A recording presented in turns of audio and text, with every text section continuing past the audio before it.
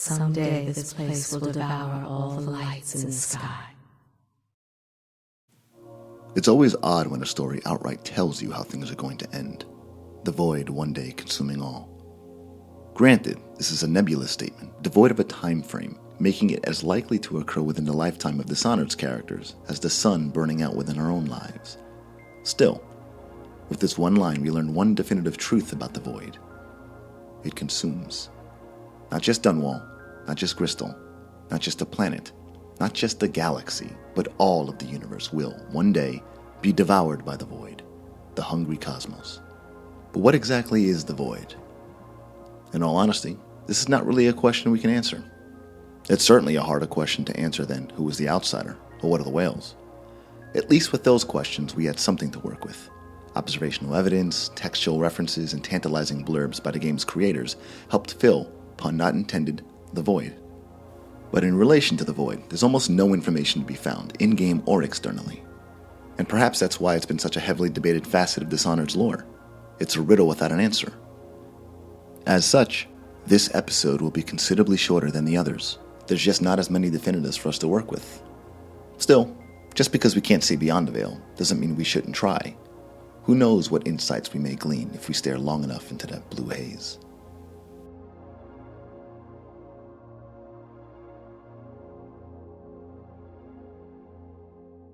The void isn't abstract. It's a realm of floating landmasses and islands suspended over a dull emptiness. They resemble the jigsaw pieces of some cosmic puzzle, a riddle without an answer indeed. The landmasses are chaotically arranged and unblemished by mortal whims. On them are preternatural depictions of Dishonored's quote-unquote real world, with moments and places frozen in time. Based on Corvo and Dowd's visits to the void, it's possible that these moments are likely in flux, since the two mark-bearers never see the same sight twice. Perhaps they see what the void wants them to see, projections that might embolden their resolve. It's also possible that the scope of the void is so vast that the entirety of the real world can be found within, and that the mark-bearers can be spawned into the void at different locations. If this is true, it would have some interesting implications regarding the flow of time in the void. Specifically, if time in the real world has any effect on what is seen in the void. The Eldritch Heart, seemingly all-knowing like a reliable omniscient narrator, offers some intriguing insight on the flow of time in the void, stating, All of time is meaningless here, neither seconds nor centuries. Could this line mean that time is illusory, and that the events of the past, present, and future are already present within the void? Could this mean that all of the universe can be found within its gray wastes?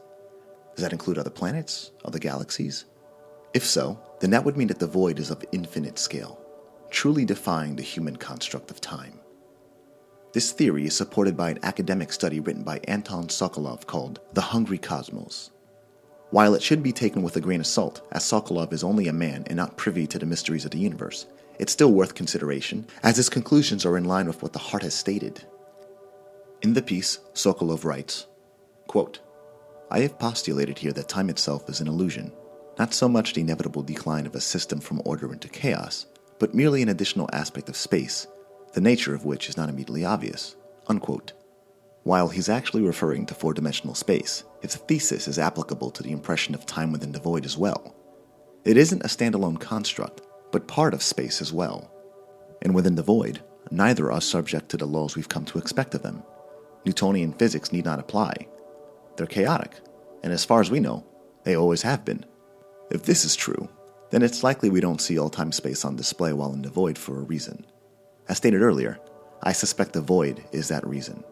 It shows us what it wants us to see, and it having desires would imply an intelligence. But what does it desire? Well, according to Smith, it hungers for an emissary to act as its will. We're already familiar with the current executor of that role, but Smith also revealed that the Outsider wasn't the first avatar of its will. Prior to the Outsider's apotheosis 4,000 years ago, there was another, an unidentified entity. It's never explicitly stated what happened to this being, but judging by Smith's words, it could have perished in any number of ways, fading away, abdication, deicide. It might even have been reclaimed by the void. In fact, all emissaries are subject to this kind of end. These beings, their existence spanning many millennia, act as the godhead of the void until their inevitable passing. Sometimes, the gaps between emissaries can last just as long. but eventually the void spawns another.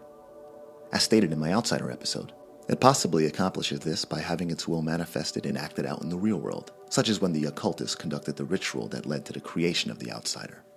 Yes, I realize we covered this in episode 1, but it's important to emphasize that the void will not go without an emissary for long, meaning that it's possible that there's always been an outsider. How far back in time this being has existed is a question that ties directly to the age of the void. Exactly when and how it came into being is a question as loaded as the origin of our own universe. It's also not one we can answer definitively. We're just too bereft of evidence to even make a superficial claim. The most we can do is offer meager suppositions. It's curious that something as immense, something as abstract and chaotic as the void, is reflective of the lesser real world. Why would that be? Perhaps it's because they have a shared origin. This is just speculation, but maybe the real world is a byproduct of the void's existence. It could be that the void is the fragmented chaotic waste it is because the real world somehow came into being. Perhaps the reality that became Dishonored's universe was never meant to be, like some kind of cosmic accident, and as a result, the void lost its form. To take this notion further, it's possible that the void seeks to reunite with the real world, which could result with it being restored to its original state of being. This also may result with the real world losing its form, with the matter and energy which composes four-dimensional space being diverted back to the void. While there's no explicit evidence to support this claim in-game, there is one line of dialogue the heart utters which hints at the universe's primordial origin, and its end. This place is the end of all things, and the beginning. Out of the void begot all things. And what is the universe, if not all? In the last episode, comparisons were drawn between the primeval chaos of Greek cosmogony and the void. This correlation was founded on a few theories. Firstly, that the whales/leviathans were analogous with the Mesopotamian goddess Tiamat, who is considered the representation of primordial chaos. Secondly, that the chaos predated the creation of the cosmos. And what does the word cosmos mean exactly?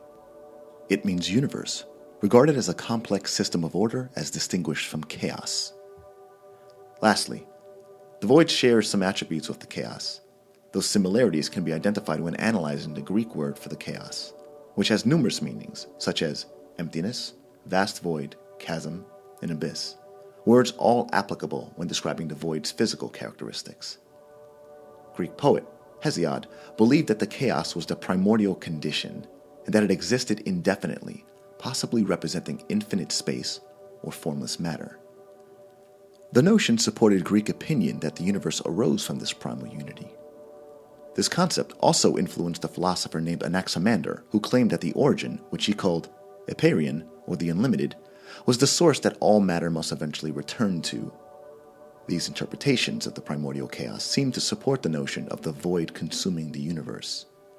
Of course, this is just supposition, but there's enough here to sustain it. The similarities between the void and the cosmos cannot be understated. However, it's not a one-for-one comparison.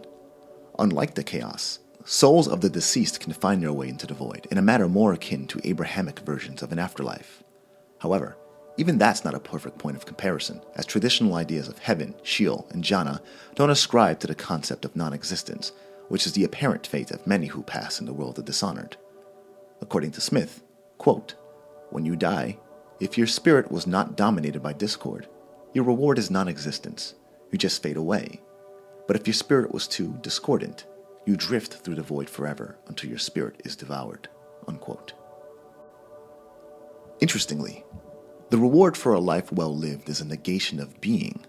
I would normally view this absolute as an adoption of secular or more atheistic beliefs, but the game has already shown us that magic, the supernatural, and gods exist.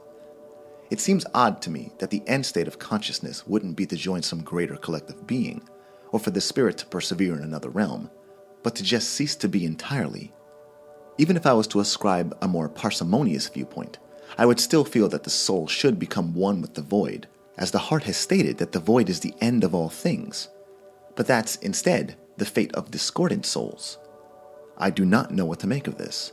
As of now, I feel that this is at odds with the notion that time is meaningless in the void, because if death is a byproduct of time, then all souls should be present in the void anyway. Perhaps I'm just looking too deeply, or maybe this is just an answer reserved for Dishonored 2. Only time will tell. The void is a turbulent space where we know magic to originate. According to the heart, this is the place from which those who dabble in the black arts draw their power. And this place is their doom. The heart describes the use of magic as a dooming act. A most curious statement, one that is left purposefully ambiguous. It's likely commentary on the misuse of magic by man. Misuse that leads them to becoming discordant souls and eventually chaff to be devoured by the void. What makes this so fascinating is that humans are often chosen by the outsider to be vessels for magic. These men, women, and children are selected with little concern of what may befall them. It's an act of apathy, proving that human life may mean very little to the void. We know this to be true because Harvey Smith has described the void as being both, quote, uncaring and, quote, malevolent. The use of the word malevolent logically would imply evil, but I do not believe this to be the case. Not in the rawest understanding of the word, at least. For instance, while we've come to view the void as something strange and alien, it's its apathy that truly defines it. And it's its apathy which makes it one of the truest expressions of Lovecraftian concepts. In many of Lovecraft's stories, the forces at work are intended to be misinterpreted as evil, but upon close examination of their motives, we see that they are often not malevolent but apathetic. They commit acts not to bring about harm, but to accomplish their goals. If those acts are beneficial to humans, then so be it. In contrast, if those acts are harmful to humans, then so be it. It's this amoral adherence to a goal that the void is referencing. And it's this amoral adherence that will likely lead to the consumption of the universe. This is an absolute in the world of Dishonored. The void is insatiable. It hungers for an emissary. It hungers for the universe to return to it. The whys and the whens are irrelevant, because if our understanding of time is correct, it has happened, it is happening, and it will happen no matter what. Time is irrelevant. Just as the outsider has seen his own demise, the heart has foreseen the universe's, and there's nothing that can be done to stop it. Or is there? Perhaps. With Dishonored 2 peering over the horizon, we may finally get the answers we've been waiting for. But if not, well, I think the outsider said it best. I don't know about you, Corvo, but I've had a lovely time.